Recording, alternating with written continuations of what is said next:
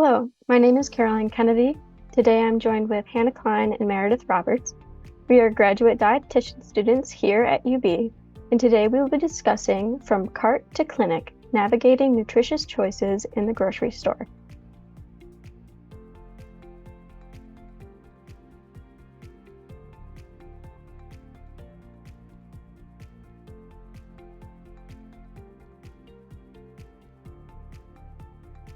First, we wanted to go over our Clinical Nutrition Masters of Science program here at UB.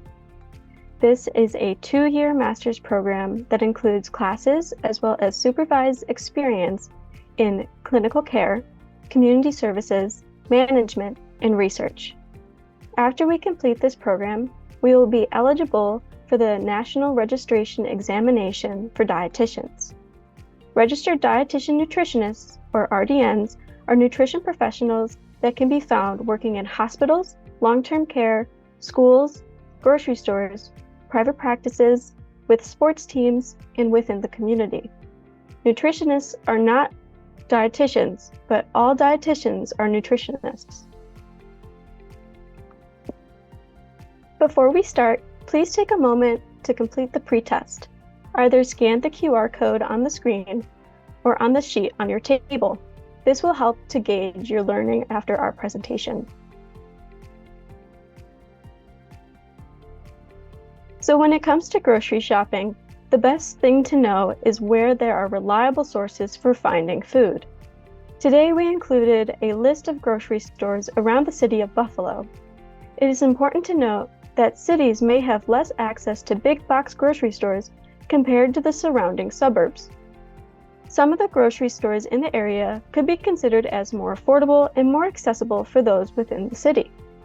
We included and shopped at the locations of Wegmans, Aldi, located next to LaSalle Station on Main Street, right down the road from South Campus, Target, which is less of a grocery store and more of a food mart, where you can find basic items when in a pinch, Tops, located on Niagara Street, and Price Right, located on Elmwood Avenue.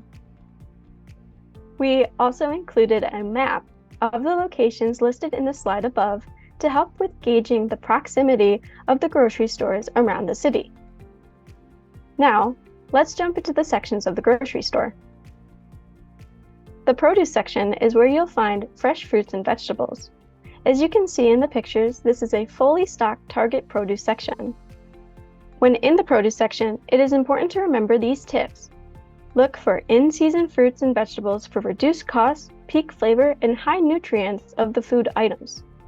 Another way to reduce costs of produce items is to buy regional items, like apples.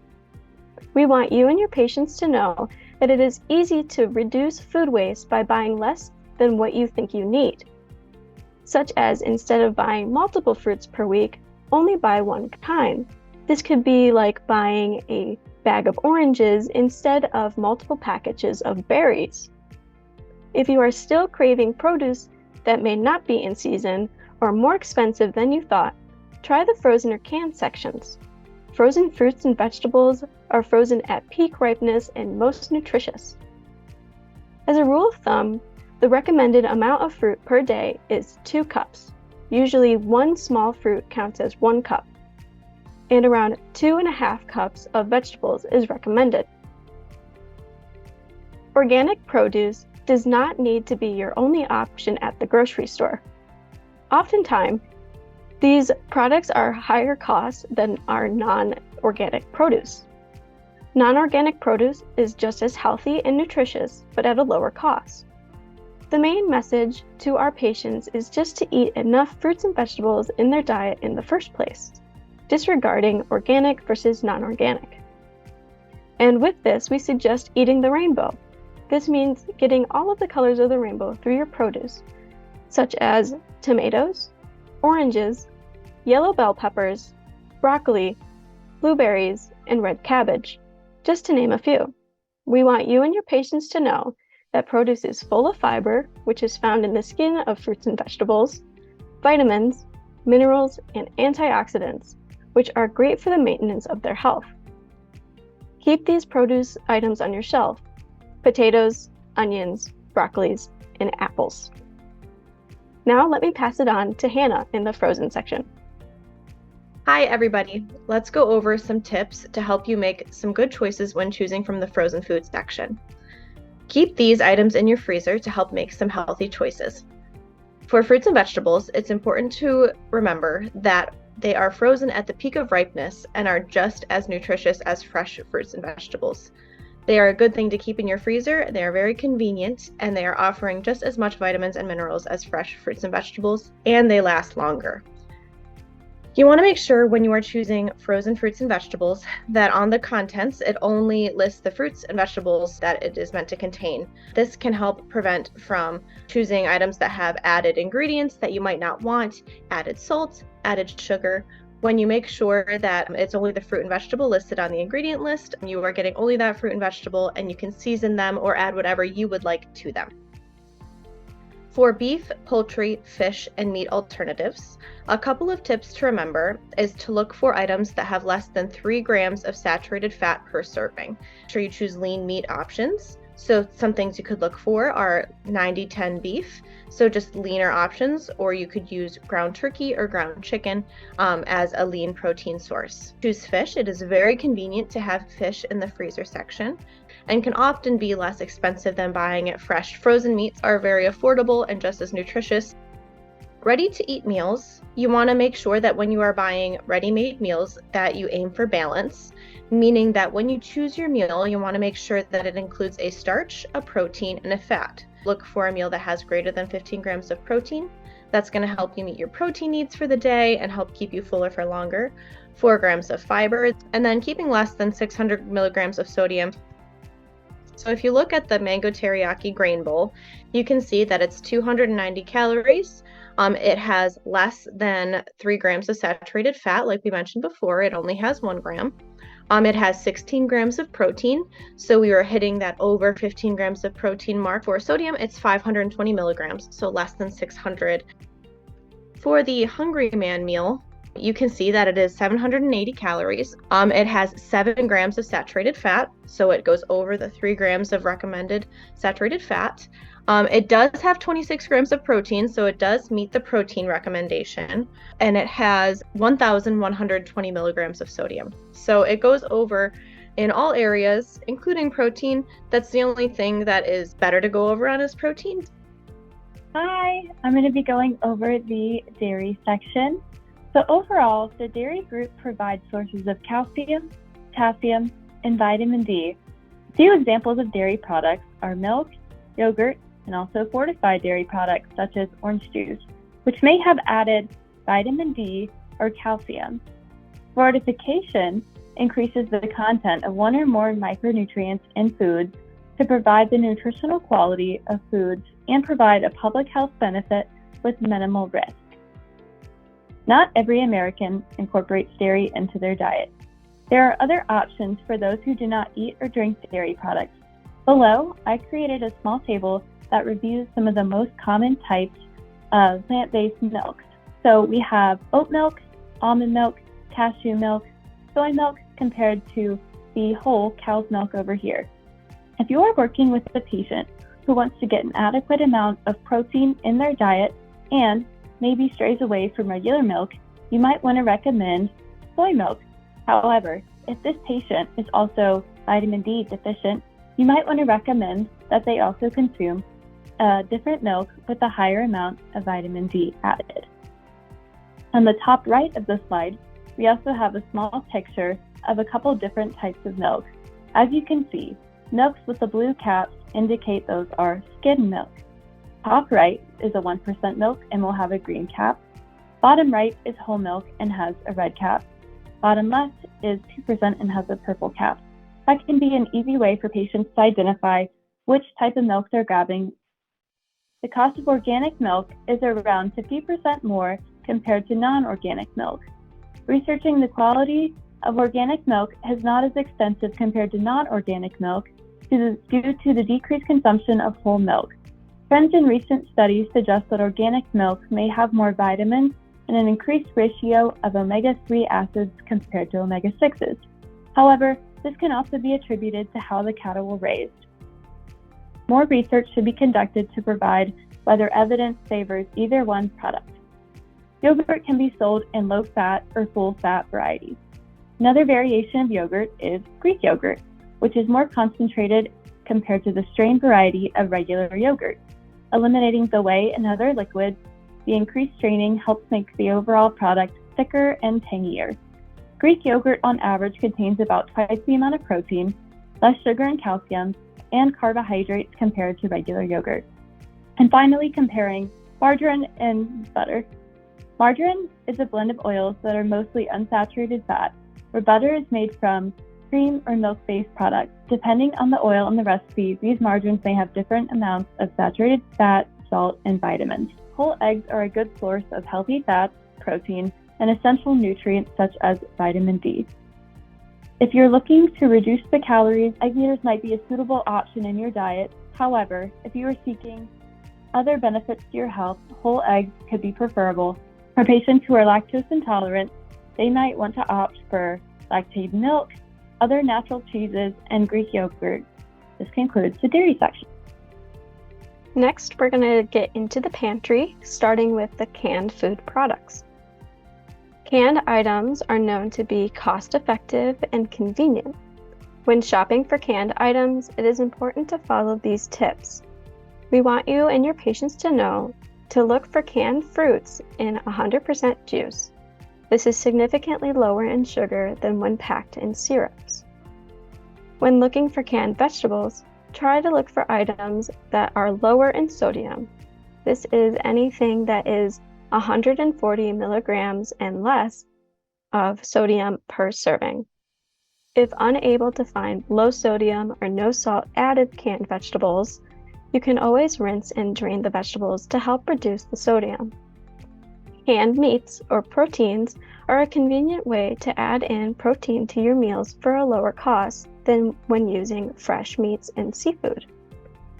This includes canned chicken, canned tuna or other fish, and even canned beans. Try to look for meat canned in water rather than oil for lower fat and sodium. Canned soups and pasta sauces are another convenient meal option. Again, try to look for lower sodium soups and sauces. Higher sodium items are anything 300 milligrams and more per serving. Try to compare unit prices. This can help to determine which item has a better deal. This is the number per unit located on the price tag next to the total cost, as you can see in the little red box. This item states that the unit price is $2.20 per pound. By using unit prices, this can help to reduce overall cost. Some canned staples to have in your pantry that are a great addition to make your meals more nutritious and satisfying are beans, canned tomatoes, canned fish like tuna or salmon, and canned vegetables. By always having these staple canned items on hand, it can help elevate your meals, especially during a snowstorm. Next is our snack section. Sticking in the pantry, we're going to be going over some snacks that you can choose to make some healthier options. To start off, we want you to know that snacks are not bad things. Snacks can actually be really helpful if you're getting hungry between meals. It can help keep you more satiated throughout the day so that you're not overeating when you're eating your meals. And they can also be an extra opportunity to get in some more vitamins, minerals, and nutrients into your diet. Something that we get asked a lot about are baked chips or other snacks that are meant to be on the healthier end. And when dealing with a patient who is interested in making some healthier snack options, it's important to remember that everything can fit into a healthy and balanced diet. So baked chips can be added into a healthy diet by adding other things with it. So if you have a side of baked chips that you really would like, you could add in a protein source and a fruit or vegetable and make that a healthy and balanced snack in your diet.